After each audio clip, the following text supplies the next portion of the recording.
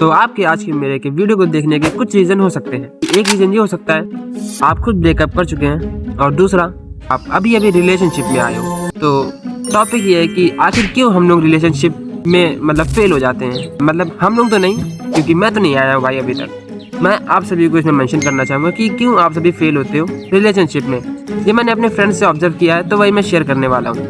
वैसे तो मैं इस वीडियो को काफ़ी क्रिएटिव रखना चाहता था, लाइक वो कहा था ना मैंने रोल प्ले वगैरह में, बट यार उसमें जो मेरा टाइम जाता था, जो भी मैं अकेले इतना सब कुछ मैनेज करना, एंड मैं सोच भी नहीं पा रहा था कि अकेले कैसे करूँ, तो इसलिए मैंने उसका भी नहीं किया।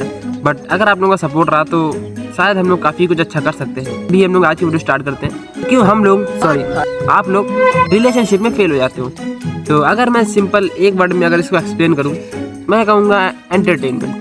अब हो सकता है ये वर्ड खराब लगे कि भाई तुम मतलब अच्छे खासे रिलेशनशिप, उनको तुम एंटरटेनमेंट कैसे बोल सकते हो। अभी हम लोग ने देखे होंगे कि जो भी आजकल के ब्रेकअप्स होते हैं वो भाई मोस्ट ऑफ द केसेस इस वजह से होते हैं क्योंकि वो एक दूसरे से बोर हो जाते हैं, क्योंकि उनको उसमें एंटरटेनमेंट नहीं दिखता है। आजकल हर कोई चाहता है कि वो मतलब एंटरटेन रहे भाई अपनी लाइफ में। मेनली पता है आप लोग फेल कहाँ पे होते हो, वो है कंपैरिजन। जब मतलब ऐसा होता है ना कि जब आपका कोई भी पार्टनर है, मैं किसी पर्सपेक्टिव से नहीं बोल रहा हूँ कि मतलब लड़की या फिर लड़के के पर्सपेक्टिव से नहीं बोल रहा हूँ, बॉयफ्रेंड है वो आपकी कंपैरिजन करता है किसी और की जीएफ वगैरह से, या फिर आपकी जीएफ कंपेयर करती है किसी और की बीएफ से, तो most of the cases hurt होता है। एंड अगर वो अच्छी चीज़ में कंपेयर करती है, लाइक कि उसका बीएफ ऐसा करता है तुम ऐसा नहीं करते हो, तो उस केस में ज़्यादा हर्ट होता है। क्योंकि अगर आपने काफ़ी सारे एफर्ट्स ऑलरेडी डाल रखे हैं एंड उसके बाद भी आपको ये रिप्लाई मिलता है कि तुम कुछ करते ही नहीं हो, तो बहुत हर्ट होता है। तो इसलिए जो पहला रीज़न होता है वो होता है हमारा कंपैरिजन।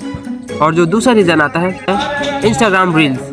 हर वीडियो में अपने इंस्टाग्राम रील्स को टारगेट क्यों करता हूँ, आजकल के ज़माने में जो भी मतलब माइंड में हो रहा है तो उसमें कहीं ना कहीं इंस्टाग्राम रील्स का बहुत बड़ा हाथ है। जैसे कि मैं एक रील दिखा रहा हूँ, पहले देखो, ठीक है देख लिया।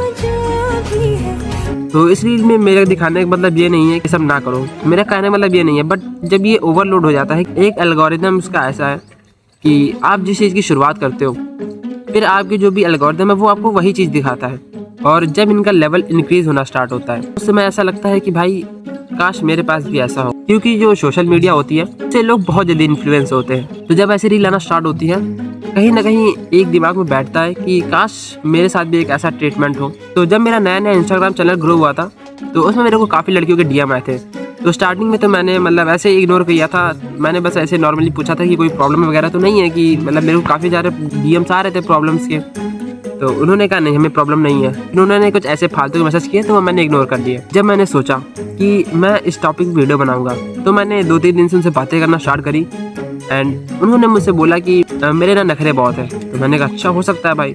नखरे पता है उनके कैसे टाइप के थे, मैं आपको बताता हूँ। उनका था कि उनको कम से कम दिन में 5 या 6 घंटे टाइम चाहिए बातें करने के लिए, और वो भी टाइम ऐसा नहीं चाहिए कि जब आपके पास टाइम हो, नहीं, टाइम तब चाहिए जब उनके पास टाइम हो, नहीं आते हो तो भाई वो इतना ज़्यादा सेंटी हो जाएंगी ना भाई।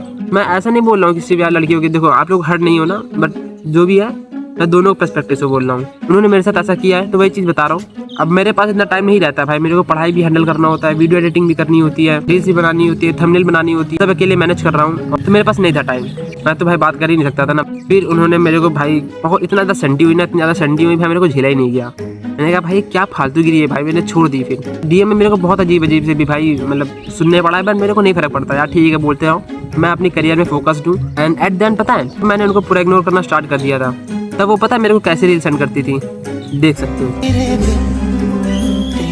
तो देख सकते हो एल्गोरिथम ये होता है कि जैसा आपके साथ होता है पता नहीं कैसे भी करके वो आपके टाइप की ही रील निकाल लेता है, और फिर वो उसको इतनी अच्छी लिमिट तक ले जाता है ना, मतलब इतनी हाई लिमिट तक ले जाता है, तो मतलब आपको कभी गलत करने ही नहीं देगा कि मतलब आपने गलत किया है। वो हमेशा सामने वाले पर्सपेक्टिव को ही दिखाएगा कि हाँ भाई उसने गलत किया है। एंड उसकी जितनी भी रील्स आ रही थी वो सब ऐसी आ रही थी लाइक कि भाई मैंने बहुत बड़ा फ्रॉड कर दिया है एंड मेरे को मतलब उसके जाके पैर छूने चाहिए।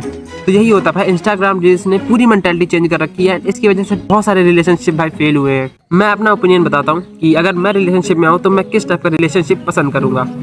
तो सबसे पहले पसंद ये होगा कि टाइम भाई, मैं ना ज़्यादा से ज़्यादा एक दिन में 1 घंटा टाइम दे सकता हूँ इस चीज़ के लिए। मतलब कोई भी एक टाइम बना सकते हो, मैं जरूरी नहीं कि मैं सिर्फ अपने टाइम पे ही बोलूँगा, नहीं, आप रात में, दिन में, दोपहर, कहीं भी, ठीक है, बट एक घंटा फिक्स होना चाहिए। एंड उस टाइम पे हम लोग जो भी शेयर करना हो वो शेयर करेंगे।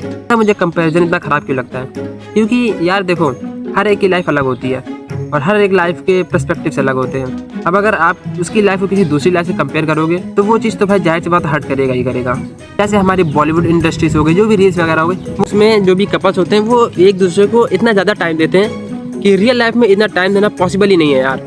इसलिए जो थर्ड रीज़न आता है वो होता है अटेंशन। इस लड़की को अटेंशन नहीं मिलता है, लाइक आप अटेंशन नहीं दे पा रहे हो, उतना आप करियर के चक्कर में ज़्यादा लगे हो।